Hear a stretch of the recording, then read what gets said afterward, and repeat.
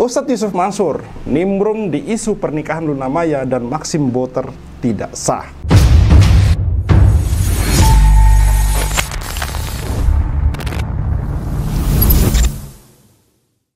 Bismillahirrahmanirrahim. Assalamualaikum warahmatullahi wabarakatuh. Kembali bersama saya Al-Walid.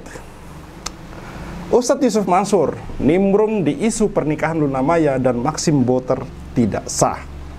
Ini masih sampai hari ini saya melihat di Twitter malah makin rame ya, atau di X ini makin rame ya Yusuf Mansur, yang kemudian banyak netizen, komentar-komentar netizen yang mengingatkan bahwa sebaiknya Yusuf Mansur ini ketimbang mengomentari masalah sah atau tidak sahnya pernikahan Luna Maya dan Maxim Botер, sebaiknya Yusuf Mansur ini mengurusi masalahnya sendiri gitu. Ini untuk yang kedua kalinya kami membahas masalah Yusuf Mansur ikut campur dengan Luna Maya, karena ada beberapa komentar netizen yang menurut saya menarik, dan ini masih viral sampai hari ini di lini masa Twitter, teman-teman. Ini ada juga Yusuf Mansur mengatakan, Ustadz Yusuf Mansur bahas tudingan akad nikah Luna Maya Maxim Botер tidak sah.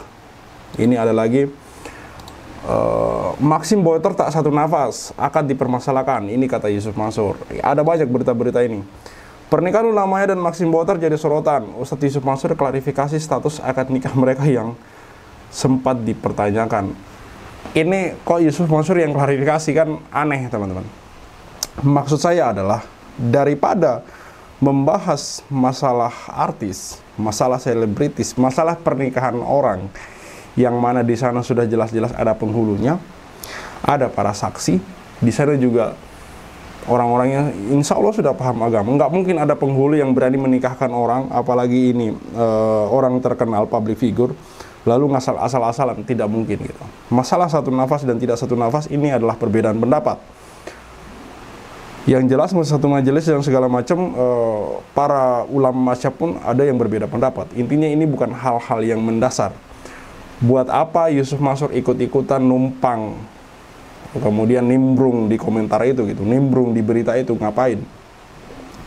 Sementara dia sendiri masih punya masalah gitu, masih punya beberapa masalah yang terkait bahkan dengan hal-hal yang sifatnya ini sangat mendasar sekali, teman-teman. Ini menyangkut dengan hak orang, menyangkut hak orang gitu. Bagaimana bisa Yusuf Mansur ini sibuk mengklarifikasi masalah orang lain, sibuk mengcounter opini orang lain tentang sebuah masalah, sementara dia sendiri cuek dengan masalah yang menyangkut dirinya gitu. Kan ini bagi saya apa ya, menyenggol kewarasan kita gitu, menyinggung kewarasan kita. Bagaimana nggak ada orang yang membuat citra sampai seperti ini gitu, seolah-olah kalau orang yang belum tahu Yusuf Mansur ini punya masalah, seolah-olah orang ini sangat bijak sekali gitu, sangat bijak sekali. Ini terakhir, Ustadz Yusuf Mansur menilai pernikahan Luna Maya dan Maxim Botер sah secara fikih, meski ada perdebatan tentang jeda ijab kabul. Banyak betul yang memberitakan dia tentang masalah pernikahan Luna Maya gitu, dengan Maxim Botер ini. Sementara berita dia mengenai dia kalah sidang di Pengadilan Tinggi Bandung ini hampir tenggelam, teman-teman.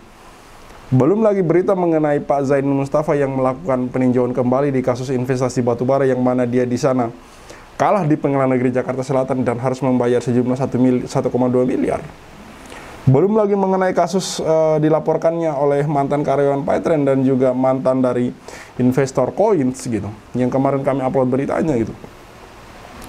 Kenapa Yusuf Mansur tidak berkomentar tentang seseorang bernama Bapak Ali, yang mana Bapak Ali ini sudah menyetorkan duitnya sejumlah 20 juta di Coins-nya dia, programnya dia, dan juga kenapa Yusuf Mansur tidak berkomentar mengenai Bapak Ali ini yang sudah sekian lama bekerja di Paytrend namun tidak digaji gitu, selama kurang lebih 3 tahun gitu.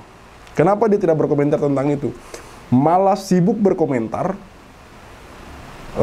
untuk hal-hal yang tidak jelas. Salah satunya ini pernikahan Luna Maya dengan Maxim Botер, yang seharusnya dia nggak ngapain lu komentar itu biarlah menjadi urusan netizen gitu. Ngapain lu ikut-ikutan cawe-cawe gitu? Mau komentar itu sesuatu hal yang berbobot gitu. Entah masalah negara ini, masalah korupsi, masalah Palestina, ngapain masalah pernikahan orang lu komentarin, anjir? Padahal dia juga sendiri punya masalah dengan masalah pernikahan gitu loh. Kan kemarin sempat muncul kan, ada seorang netizen yang berkomentar gitu, tolong ingatkan Yusuf Mansur bahwa dia juga sendiri punya masalah dengan nikah siri gitu. Dia nikah siri dengan seseorang yang bernama Ibu Ana gitu. Bahkan di situ Ibu Ana mengatakan bahwa mereka nikah siri tanpa wali nikah gitu, tanpa wali dari Ibu Ana, yang mana ini Ibu Ana mengatakan dengan jelas, Yusuf Mansur yang mengatakan itu, bahwa karena anak janda Anda nggak perlu wali nikah. Ini aturan agama dari mana gitu. Ini dari Arjuna Wiwaha. Yusuf Mansur ini pernah tersandung kasus investasi batubara. Tumben masih mau mengomentari orang lain. Iya, sepakat gitu. Masih banyak kasus-kasusnya gitu. Ngapain mau mengomentari masalah-masalah orang lain yang tidak ada penting-pentingnya gitu. Buat apa lo? Mau nikahannya lo namanya itu sah mau tidak sah, bukan urusan Anda gitu. Toh Anda juga bukan MUI yang ngeluarin fatwa, bukan. Dan yang menjadi pertanyaan sekarang, Anda masih ustadz gitu. Kan banyak yang komentar kayak gitu, Anda masih ustadz. Mau memberi pendapat seperti itu kan ini suatu tanda tanya besar. Jadi pesan saya kepada Yusuf Mansur, sebaiknya selesaikanlah masalah-masalah Anda. Selesaikan urusan-urusan Anda dengan para korban.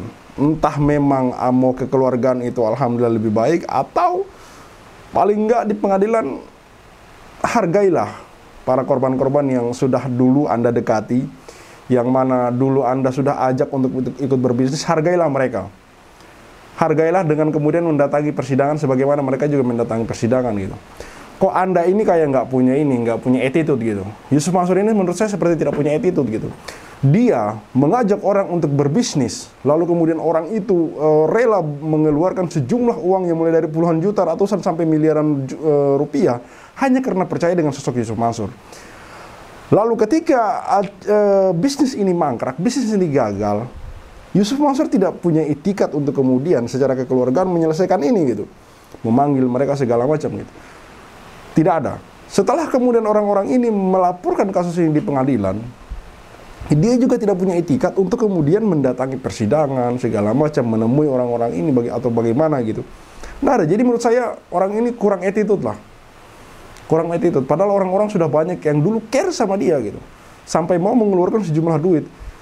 Saya pernah katakan di salah satu video saya bahwa seandainya Yusuf Mansur ini muncul dan mengaku sebagai pebisnis, bukan sebagai pengusaha, bukan sebagai ustadz, nggak bakal segede sekarang nama dia. Nggak yakin saya.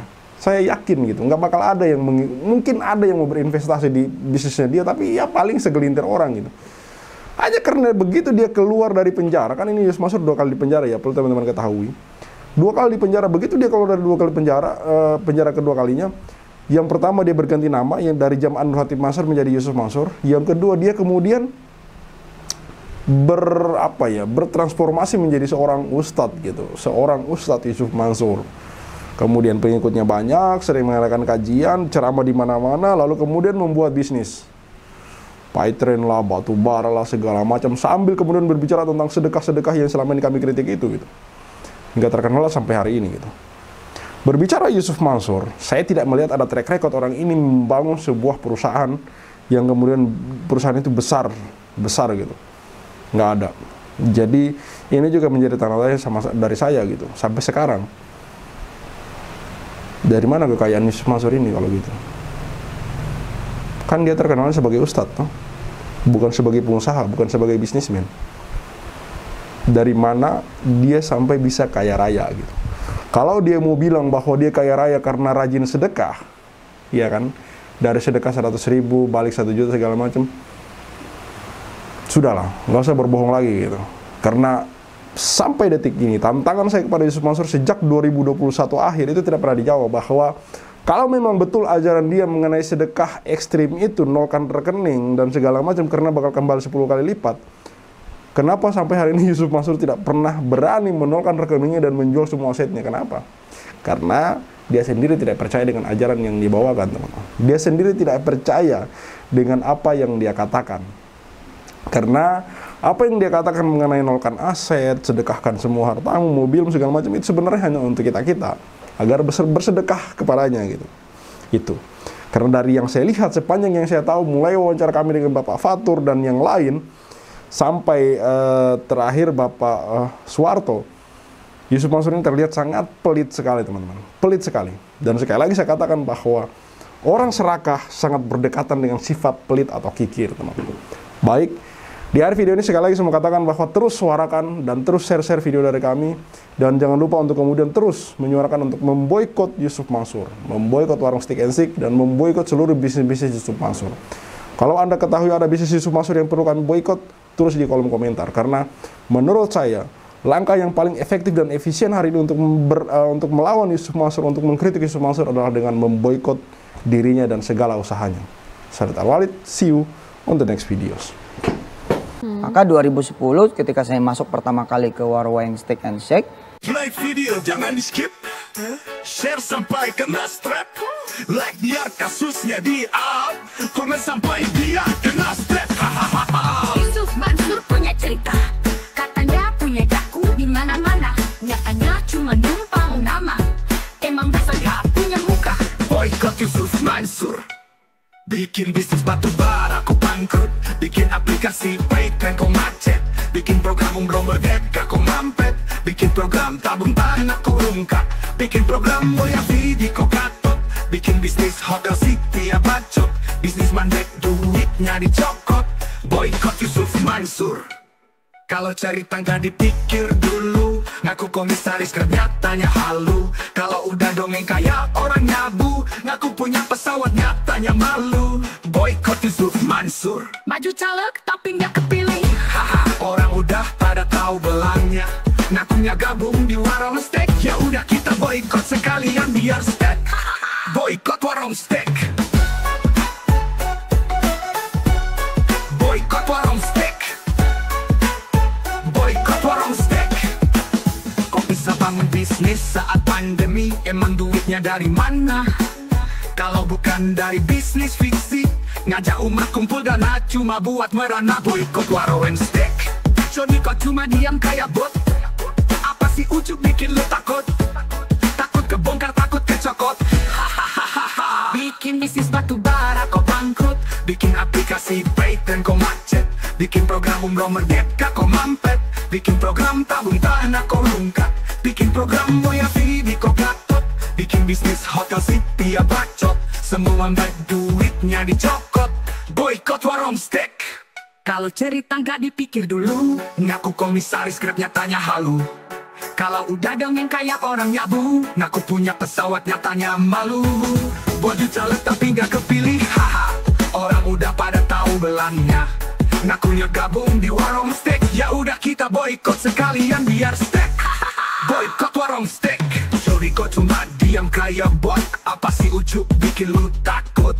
Takut kebongkar, takut kecokot. Bikin bisnis batu bara kau bangkrut, bikin aplikasi Paytren kau macet, bikin program umroh merdeka kau mampet, bikin program tabung tanah kau rungkat, bikin program boya video kau gatot, bikin bisnis hotel city ya bacot, semua baik duitnya dicokot. Boykot warung steak. Kalau cerita nggak dipikir dulu, ngaku komisaris Grab nyatanya halu. Kalau udah dongeng kayak orang nyabu, ngaku punya pesawat nyatanya malu. Maju caleg tapi nggak kepilih, haha. Orang udah pada tahu belangnya, ngakunya gabung di warung steak. Ya udah kita boykot sekalian biar steak. Boykot warung steak. Stop mampir di sana, stop masuk ke sana, stop makan di sana, stop bikin si ujuk kaya.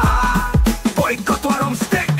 Bikin Yusuf Mansur ketar-ketir, biar dia mikir, biar dia sadar tanggung jawabnya Mansur. Kami sudah hilang sabar, umat sudah marah besar sampai mana kau kabur. Akan terus kami kejar walau sampai lubang kubur. Boykot warung steak. Boykot warung steak. Boykot warung steak. Play video jangan di skip, share sampai kena strap, like biar kasusnya di up, komen sampai dia kena step.